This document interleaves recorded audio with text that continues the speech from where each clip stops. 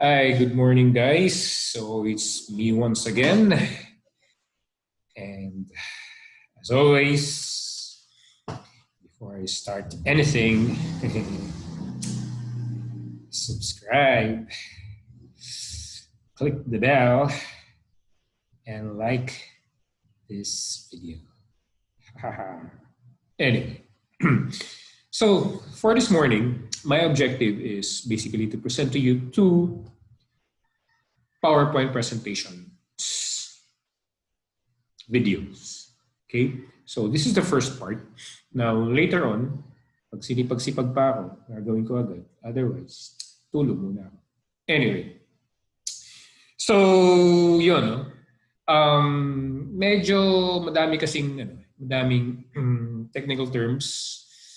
Medyo mabigat ng konti. Kaya dapat kailangan agaran ng discussion so that you can answer your learning material number 4. Okay. Yung mga nagpipresenta dyan na gusto mag-edit ng video ko, please pakicontact ako para medyo buhay-buhay naman tayo ng konti. Anyway, so yun. Now, the title of this first video is about the self and cognitive construction. Okay, so what is this cognitive construction? Cognitive. Ano ba ang initial idea natin for cognitive? Sa mind, no? Construction, no? Yung ginagawa natin. Okay, yung paggawa ng mga bagay-bagay.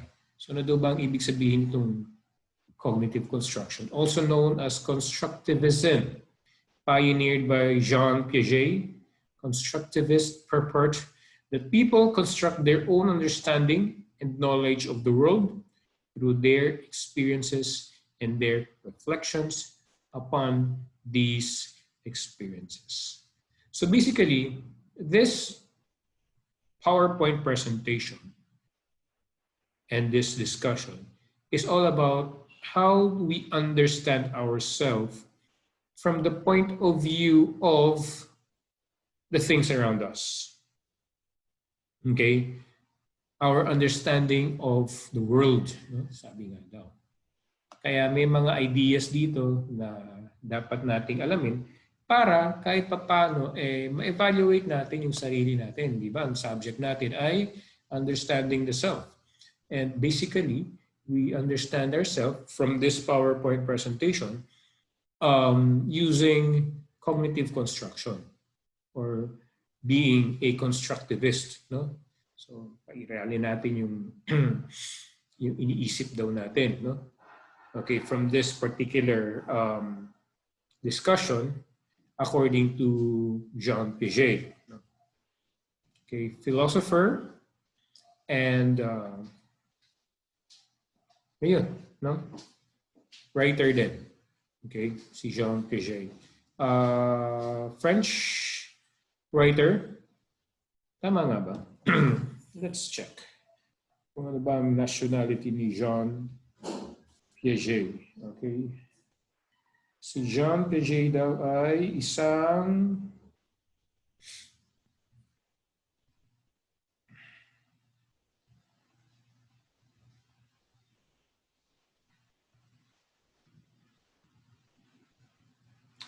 sorry. I stand corrected. Swiss psychologist. Okay. So, Swiss. Okay. So, from Swiss. Sorry, wale ang aking joke. From Switzerland. Okay. Si Jean Piaget. So, he was a psychologist and he was able to construct this idea, no? Cognitive construction, okay, of the self. So sabi nga, so this is fitting of our topic or our introduction kasi nga daw the title of this slide is the self, okay, from the point of view of cognitive construction or constructivism. No? How do we see ourselves? How do we understand ourselves? No? From the world around us, no? Yun din yung gustong sabihin ni Jean Piaget, no? So hopefully yung mga supporting slides would justify itong idea ng pagiging title na to. Okay? So, yun. By the way, this particular PowerPoint presentation is not mine, no? So, gaya ng sabi ko sa inyo, no? May mga teachers na nagtuturo ng understanding the self, no, sa buong buong CNSC, at isa sa mga teachers ang may gawa. Okay? So, yun lang ang sabi namin for centralization and unification. Isa lang daw ang gagawa at yun ang yung gawa. Okay? So, I'm trying to explain this to you guys in the simplest way possible so that you can appreciate this topic. Okay? So, the self, okay, during the early theories of the self, so from William James and Charles Cooley, so one of the authors, and the ideas that we will be discussing. Also the self-concept and self-esteem from Pelham and Swan. Okay, also another topic that's part of this PowerPoint presentation. And also some discussion on gender differences and self-objectification theory. So primarily, since this is a video, wala naman tayong exchange of ideas, no?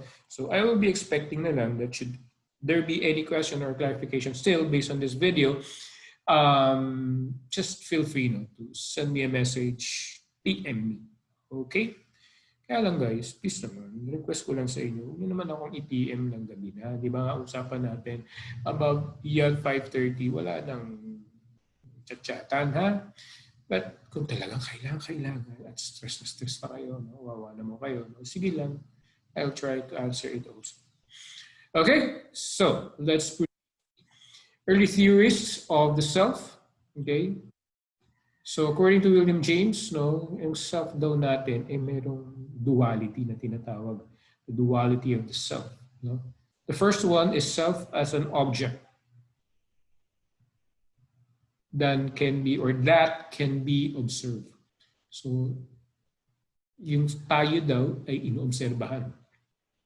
I have property X or me, okay, it ako yun, no? Tinitingnan natin. Inoobserbahan tayo as object tayo. No? Tinitingnan tayo kung paano tayo kumilos, paano tayo magsalita, paano tayo mag-react sa mga bagay-bagay. So yun yung tinatawag na first part, no? So yung, or first side, no, of being dual. Okay, and then the other one is self as an agent. No? So the agent daw, tayo naman daw yung nag-observe. So in other words, no, the duality of the self, there's always a two sides of the story or the coin. No? So either tayo yung inobserbahan, tayo yung tinitingnan, tayo yung sort of ginajudge, or tayo yung nagja-judge, tayo yung nag-observe. Okay? Andun lang tayo sa background na tayo nagja-judge. Okay? So yun lang basically yung idea ni William James. So kumbaga, pag tinatanong ka kung sino ka ba, ano ka ba, yun, no, yung dalawang question na yun. No? Ang sinasabi initially, no, nung slide na to ay, pwede nating makilala yung sarili natin sa pananaw ng ibang tao or sa pananaw mo sa sarili mo. Okay? So, how do you perceive yourself to be self as agent, doing the observing? Obserbahan mo yung sarili mo, paano ka mag-react, paano ka magsalita, paano ka mag-react, ganyan. Okay? So, yun. Yun lang yung dalawang idea na ito. Now, according to Charles Cooley, no, meron siyang tinatawag na the social self. Okay? The social self. So, from his point of view, no, self can't be understood in isolation. Must be studied in interaction with others. Hindi daw tayo pwedeng, hindi ba yung sinasabi na expression, no one is an island. No? No one is an island. Hindi daw tayo pwedeng, tayo lang, no? Hindi pwede natin maintindihan sarili natin sa pananaw lang natin. Or hindi pwedeng maintindihan natin yung kung ano lang yung naisip ng sarili natin. It should always be, you know, a discussion, a reflection, an interaction with others. There's always be the others who will help us understand ourselves. How we react to them. Okay? Whether it's positive or negative, that's the reality of it. Yun. According to Charles Cooley. Okay? Self is not inherent property of human nature. Okay? But rather a socially constructed entity. So, hindi pwedeng tayo lang. No? Kahit nga daw, di ba, ginawa nga tayo, di ba, parating meron. Kung sa lalaki, nandiyan si Eva. Kung sa babae, nandiyan si Adan. Okay? At meron mga hayop, meron mga halaman sa paligid. Our sense of self is built upon the lifelong experience of seeing ourselves through the eyes of others. Wait lang guys ha. Inamoy akong baho.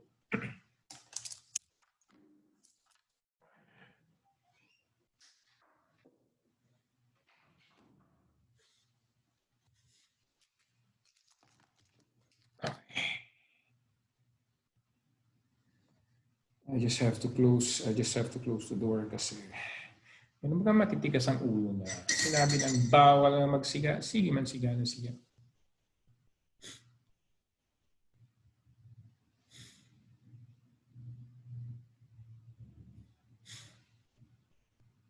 Wait lang.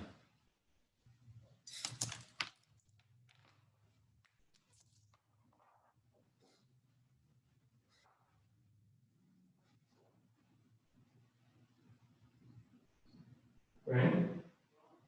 Are you smoking? Oh, bawal sa akin yun eh. Okay.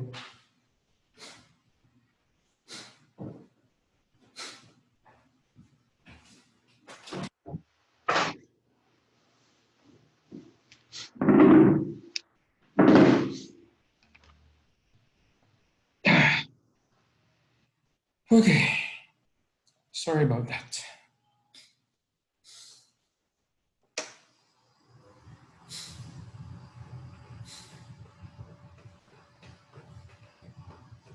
Okay, so where are we? Okay, the social self, no? So, wala na ako. So our sense daw of self is built upon the lifelong experience of seeing ourselves through the eyes of others. So ito yung sinasabi natin na kumbaga yung discussion natin previously, no, about the looking glass, no. We understand ourselves based on how others, no, basically would see us, no. So hindi naman pwedeng, of course, doesn't mean, hindi naman sinasabi dito na maniwala tayo or totoo yung sinasabi nila, no? Dahil marami bagang tao mga panghusga. But then again, no, so that's basically a concept, the social self. No? Importante na makilala natin daw yung sarili natin sa pananaw ng ibang tao. Okay, then there's this idea about symbolic interaction. Okay, so what is this idea? No? The symbolic interactionism is basically, okay, according to this idea, social reality is an illusion. Nothing is inherently real. Only the meaning and symbols we collectively construct and use to describe reality are real. Okay. Yung kung napanood niyo yung Matrix ni Keanu Reeves, actually, it was during our time, kapanahunan namin. But then again, for those who are really into sci-fi, no, action movies, no, you might appreciate this. No? Yung Matrix 1, 2, and 3 yata yun. It talks about reality. It talks about what is real. Ano daw ba yung totoo? How do we see the world around us? So basically, that's the idea of symbolic interactionism. According to them, no, according to this idea, ano ba ang totoo? Okay? Because nothing daw is inherently real. No? Ano lang ang totoo dyan ay yung meaning at yung symbols na tanggap ng lahat at yun ang tinatanggap natin na totoo. Okay? And used to describe reality as real. Okay? And pwedeng mabago tong symbols ito. It could be deconstructed to reveal who developed them and how they are useful to particular groups. Okay? So when we talk about for example, no, kumbaga may cultural aspect ito, no, itong mga symbolic interactionism ito, no, cultural and societal aspect. So for example, when I was in Iloilo, no, I saw these two guys. No, talagang, parang mga military sila, no? Kasi because of their hair and how they dress, mga kapatid sila. No? And then they were malling, so to speak. No? So, hindi sila sa mall, lalakad sila. But surprisingly, um, they were holding their hands. Talagang this type, no? They were holding their hands this time. So, from the point of view, from where I came from, I'm from Manila, and I was visiting Iloilo for work.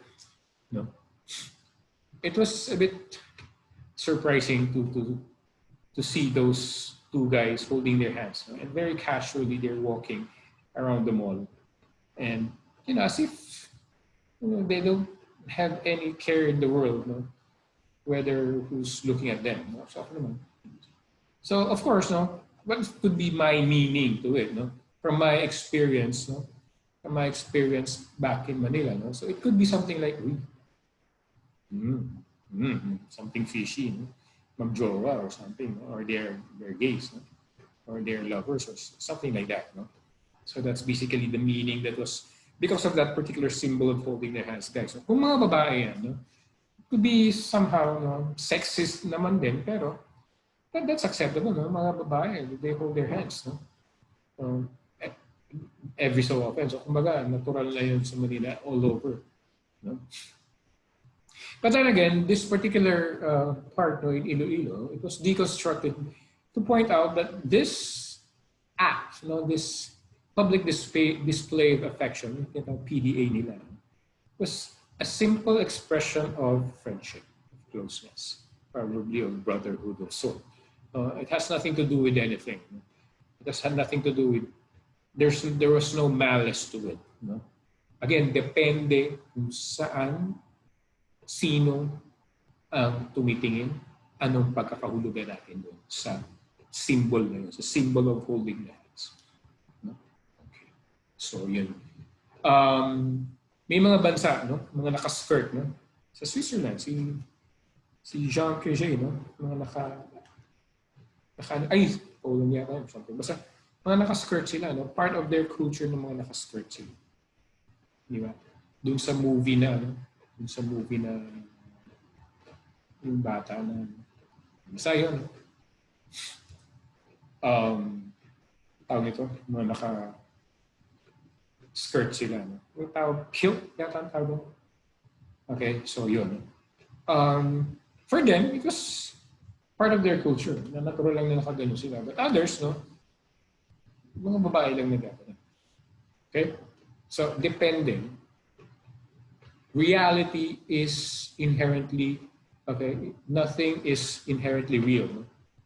It is based on the meaning and symbols we put to that particular situation. So, we understand that, no? Those were the introductions, no? So that we can appreciate ourselves, yung konsepto ng sarili natin, and yung self-esteem na tinatawag. Yung self-esteem na ito, pagiging natin sa sarili natin, pananaw natin sa sarili natin, na mataas ba ang self-esteem natin, o mababa ba ang self-esteem natin, or tama. Okay. So dito, sa slide na to, meron silang sinasabing the paradox. Okay? What do you mean by paradox? Yung clashing of ideas. Okay? Clashing of ideas na based on what is defined and what is real. Okay? For example, Augusto Pinochet, undeserved high self-esteem daw. No? Hindi niya daw deserve na magkaroon ng ganung klaseng high self-esteem. Okay? Well, probably because he was a general, okay, of Chile. And so therefore, yung self-esteem niya medyo nang-boost, nagpapataas ng pagiging general niya. Pero he doesn't deserve to have that kind of self-esteem. On the other hand, there is this undeserved low self-esteem naman, no? Kay Sylvia Plath. No? Sylvia Plath was actually an American. He was an American writer, a poet, sorry. Okay, and she was an exemplary writer, no, according to them, but very slow self-esteem. No? So, kumbaga, undeserved na daw yung pagkaroon ng slow self-esteem. Yun yung panan. So, how do people move from having specific knowledge about their attributes to global evaluation of their self-worth? Okay? So, yun. Tayo ba? O sige, huwag na tayo, para mas maintindihan pa natin, huwag na tayong lumayo. No? Ang dami bagang mga senador dito sa Pilipinas na porket naging senador sila, no? Kung makapagsalita sila. Kaya mo baga, ang gagaling ng mga ideas nila about our country. No? Yung mga suggestion. No? Huwag na tayong lumayo-layo. For example, no, marami nagsasabi, ito daw sino yung kalbo? Si Bato de la Rosa. No? Parang, kahit din naman si Pacquiao, di ba? During the first time, lalo na yung mga artista, sinasabi nila, kaya lang naman naging ganyan yan dahil naging senator siya dahil sa pagiging artista niya. But he doesn't deserve to be called a senator, di ba? Yun nga. So, kumbaga, yung undeserved high self-esteem daw. Now, on the other hand, nandito naman tayo kay Leni Robredo. No? So, Leni Robredo naman daw ay isang na napaka-low profile, ganyan. Pero ang galing-galing niya. No? So, undeserved low self-esteem naman si Leni Robredo. So, kumbaga, yun yung sinasabi nating paradox, no? Na sinasabi ng slide na to. Wait lang.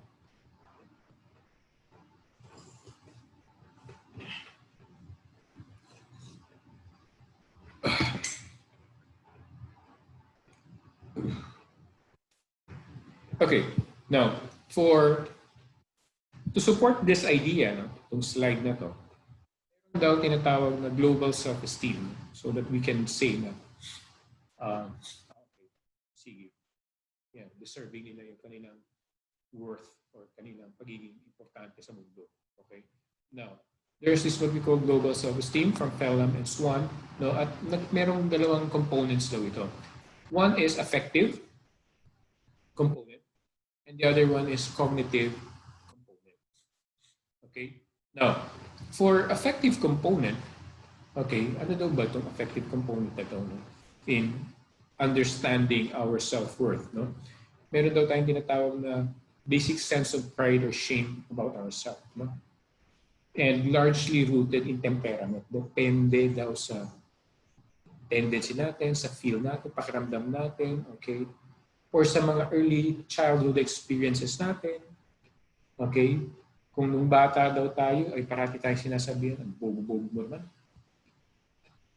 Or parati tayong kinukumpara sa mga kapatid natin, buti pa ang kuya mo, buti pa ang atin. Or ang pogi-pogi mo naman. Kahit nanay mo lang ang nagsasabi na pogi ka. So, kumbaga, kakaroon ka ng feeling mo na, uy, pogi ka nga, di ba? Okay, basically feeling, never verbalize. No? Sometimes irrational, no? Di ba? Kasi depende kung paano yung na-experiences natin, di ba? Okay, so yun daw yun, no? Affective component. No? Na basically, naiisip natin dahil nga sa pakiramdam ng ibang tao sa atin or sa tinitingnan sa mga sinasabi sa atin. Okay? So, yun. And then there's the other one, na cognitive component naman daw, known as self-concept. Okay?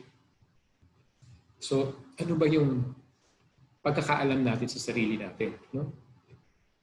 Hierarchically organized set of specific mental self-views about one's characteristics, roles, abilities, etc. No? So, it is organized now, meaning because of you being a specialist on certain things, then yung self-esteem mo, yung worth mo, self-worth mo, medyo mataas, di ba? Or yung social status mo, okay, parang medyo hindi maganda, no? So, parang yun ang binabasihan mo ng iyong self-worth, di ba? Okay? So, marami bagang mga mahiyain na ayaw. Meron baga ako nakikita ng mga bisita na pinapapasok mo na. Pero, ay, hindi sir, dito na lang po sa labas kasi nakachinelas lang po ako. Ay sir, madumi po yung mga tipo bagang gano'n. Because that's how they understand themselves based on their social status. Or yung iba naman, no? Dahil na-graduate sila ng ganitong degree, nag-graduate sila sa ganitong school, nag-graduate sila ng ganitong, meron silang mga, mga Latin honors, di ba? Wow, taas ng self-esteem nila, no? Yung self-concept nila sa sarili. Yung self-concept nila, no? Self-concept sa sarili. Yung self-concept nila ay medyo mataas, no? So, yun. Naisip daw natin. Okay, now, in understanding this cognitive component, meron daw tinatawag na framing factors, no? Okay, may dynamics daw yan. May framing factor. Ano ba yung framing factor? Yung paano natin, so kung marunong kayo mag-camera, di ba?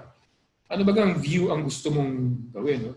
Gusto mo bang ito lang na nakikita? Or gusto mong buong background or something? Depende daw sa frame, no? Na tinatawag.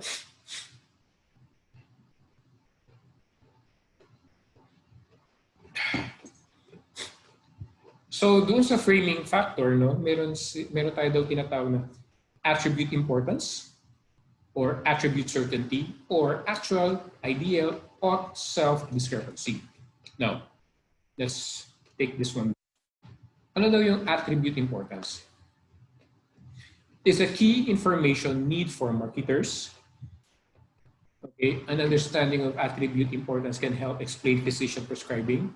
It can help identify competitive advantage and disadvantages, and it can provide guidance on what needs to be communicated in advertising and promotion. So, may pagka-bentahan, okay, ang usapan dito, attribute importance.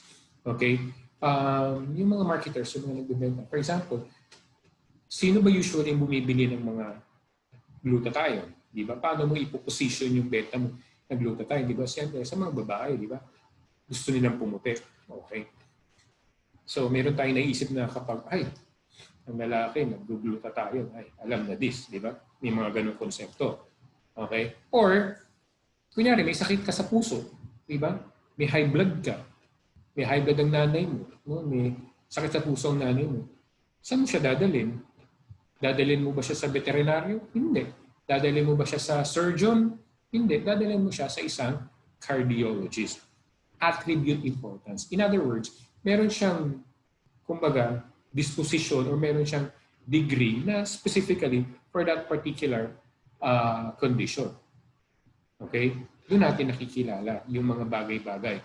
Okay? So tayo, first year tayo, for example, kami, sa mga estudyante ko, expected, dahil mga English major sa mga estudyante ko, I'm expecting na kahit paano, meron silang certain level of understanding and skills when it comes to the English language or second language. No? So kumbaga, less ang Tagalog ko. Unlike ngayon, sige akong shift no, from Filipino to English. No? Doon sa kanila, pag gumagawa ako ng video, sometimes no, I would use straight English because I'm expecting, because one of their attributes is they are English majors, and so therefore, they should be able to understand me, expectations. Okay? So yun. Yun yung tinatawag na attribute importance. So tayo daw, sa paningin natin sa sarili natin, depende daw yun sa mga na-achieve natin. Or depende daw yun sa gusto natin, or depende daw yun sa mga, yun ano, pagkakaunawa natin sa sarili natin based on this environmental factors, yung degree natin, okay. Kahit yung religion, di ba? Sabi nila kapag Iglesia ni Cristo, hindi sila kumakain ng karne. So hindi mo yan hahainan ng lechon kahit napakasarap pa niya, di ba? Or ng dinuguan pala, sorry. No? Hindi mo kahit ikaw pa ang pinakamagaling na tawag nito, na gumawa ng dinuguan dito sa diet. Pag may bisita kang Iglesia ni Cristo, hindi mo daw yan hinahainan ng dinuguan dahil I think, no, according to them, hindi daw yun pwede sa kanila. So may mga ganun bagay. Attribute importance. So, another one is attribute certain. No, ito yung mga qualities or characters or characteristics ascribed to someone or something has leadership attributes or anything else. For example, si President Duterte, di ba? Presidente siya eh. So dahil presidente ka, meron kang mga certain characteristics or attributes na tinatawag na very certain for the president. Dignified. Okay. By dignified, pati sa damit mo, sa pananalita mo. Pero, sinasabi natin, parang hindi yata na natin nakikita sa presidente natin. Kasi yung presidente natin, kung trip niyang magpolo lang, kahit anong pang okasyon niya, magpopolo lang siya. Di ba? Pag gusto niya magmura, kahit anong pang okasyon niya, internationally or otherwise, di ba? Nagmumura siya. So those are certain attributes na hindi yata natin nakita sa kanya. But then again, there are certain attributes na kumaga may expectation tayo. Not because Not because, for example, sa mga madre, or, sorry, pag may kausap tayong pag may kausap tayong matanda, syempre, pag may kausap tayong matanda, attribute importance pala yung sinasabi ko. No? Pag kunyari may kausap tayong, sorry, balikan ko lang itong attribute certain. No? Ito yung mga characteristics na supposed to be, dapat ay, hindi kay President Duterte, no? Clarify ko lang yun. Yung mga in-explain ko kay Duterte, that's something about, that has got to do with attribute importance. Yung pagiging dignified, yung pagiging pagsasalita niya, no? That's attribute importance.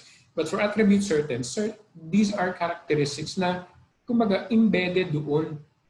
Na kahit hindi ka man graduate ng ganitong degree, ay meron kang kumbaga, meron kang kondisyon o meron kang tawag dito, meron kang mga qualities na nasa sa iyo based doon sa attributes na yun, sa pagiging leader mo, for example. No? Okay?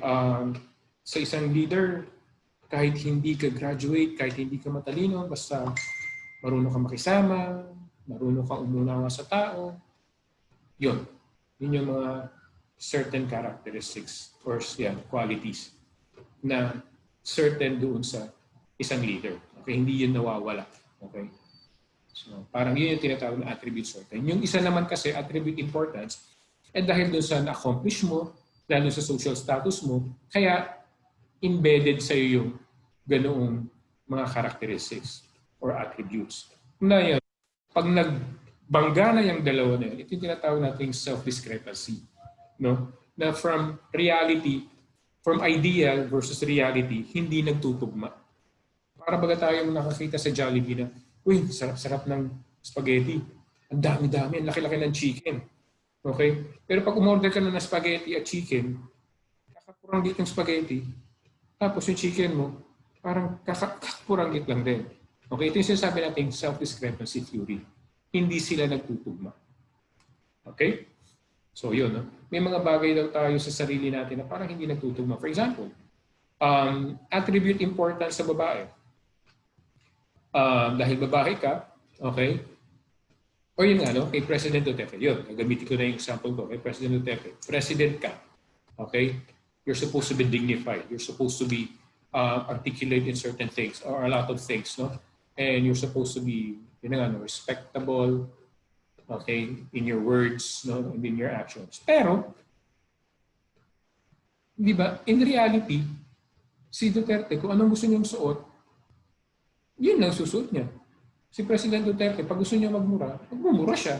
Diba? Yun yung sisabing discrepancy. Hindi nagtutugma yung pananaw natin doon sa isang pagiging presidente at doon sa realidad na pinapakita ng isang presidente, lalong-lalo ng presidente natin. Okay? So, yun daw yung dalawang bagay na para makilala natin yung sarili natin. Una, affective, ano yung nararamdaman natin? Okay? Sa sarili natin, sa mood natin. Pangalawa, doon sa iniisip natin dahil sa mga na-accomplish natin at dahil sa mga given certain characteristics or attributes na dapat para sa atin at ginagawa natin yun. Okay? Pag hindi natin ginagawa daw yun, ito na, nagkakaroon na ng discrepancy.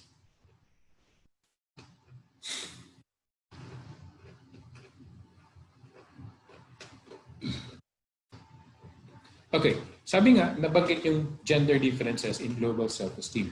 Bakit kasi? Malaking issue kasi sa lalong-lalo sa babae. Diba? Even up until now, no, yung issue about self-esteem ng mga babae. Sa mga lalaki, natural na sa ating upfront, natural na sa ating yung assertive, natural na sa mga lalaki yung mga mabulabog or something na ganyan. Sa mga babae daw, medyo up until now, all over the world, no, parang ito yung idea. Yung kanilang self-esteem, parang medyo down. But then again, ang sinasabi nga ni McCoby and ni Jacqueline, no, this is not reliable. No? And lalong-lalo na ngayon, so because of technology, because of media, no? So medyo hindi daw yun makatotohanan. But then again, sa Pilipinas, ano ba sa tingin natin? Okay? The sources of global self-esteem associated to different things for men and women. Okay? Kumbaga parang hindi, mahirap ng, Dati napakaliit ng napaka-distinct, no? Ang difference ng lalaki sa babae. Okay? But then again, nowadays, parang yung thin line na yon, silver lining na tinatawag, parang lumalawak yata ng lumalawak. Na parang hindi mo na malaman daw ngayon in terms of yung gender differences. No? Kasi meron mga trabaho na kaya din ng lalaki na kaya nang gawin ng babae. Construction worker, tricycle driver, jeepney driver, bus driver. Okay? Nakipagsuntukan, mas maraming mga babae na mas malalakas pa kaysa sa mga lalaki. They can also play basketball. They can do anything practically. Of course, ang hindi lang din magagawa, something physical. Hindi mga anak ang lalaki, hindi nabubuntis ang lalaki. Babae lang yan. It's something exclusive for them. But we're not talking about the physical difference. We're talking about characteristics. Okay, and these characteristics are slowly widening in terms of difference. No? Yung pagkakaiba nila, no? Parang hindi na natin sometimes ma-determine. Dati-rati, ang nagpupulbo lang mga babae. Ngayon, meron silang tinatawag na metrosexual daw. No? Ultimong mga lalaki, nagpupulbo. No? But does that mean that they are gays? No. Okay? It's part of their hygiene. No? Ayaw nilang mapawisan, mga ganito. Sa ultimong mukha nila, nagre-retouch. Okay? So, I don't know how true this is, no, here in the Philippines still, no. Pero what do you think, no? I don't want to comment on this, but I want to see your perspective on this. No, girls love self-confidence. Ang reference kasi nila dito, si Gilligan ay Americans, and this was written 1990. Okay, so yung girls self-confidence daw medyo mataas, no, between age 11 and 12, no. Dito ba sa Pilipinas pareho din ba? Okay, pero habang tumatagal as they age, no, adolescent, no, medyo na tinatanggap nila yung pagiging yung mga stereotypes na dapat mahihin, dapat girly kumilos, dapat girly din ang itsura, no. So kumbaga yung totoong feelings nila ay hindi lumalabas, no, sa adolescent stage. Totoo pa ba yan ngayon? What do you think? Okay. Self-objectification, no? Inano sa mga babae. Ang mga babae daw, di ba? Nag-observe lang daw dapat sila. Hindi daw dapat sila yung tumitingin sa sarili. Kung wala silang say up until now. Okay? Kaya nga ba, yung mga babae, no, tampulan ng body shame, okay? Kasi pag mataba, hindi na kaya-aya. Pero marami ba bang matataba ngayon na cute at sexy? I mean, ganda. Kaya lang kasi depende sa konsepto. Dapat kasi ang, kumbaga, yung mga babae, kaya nga, self-objectification ang tinatawag. Right? Kumbaga, ano ba ang tingin natin dapat sa mga babae na maganda? Sexy, mahaba buhok, maputi. Yan yun. Contrary to that, wala na. So ano yung mga ginagawa ng babae? Pag affected sila, hindi sila kumakain, nagda-diet sila. Sige sila, bumababa yung kanilang self-esteem. Okay? So I guess that's it. No? So I hope nakatulong itong video na to para maintindihan natin yung slides about cognitive construction about the self and masagot niyo yung mga questions. So wait for the other video for explanation. Okay? So bye for now, guys.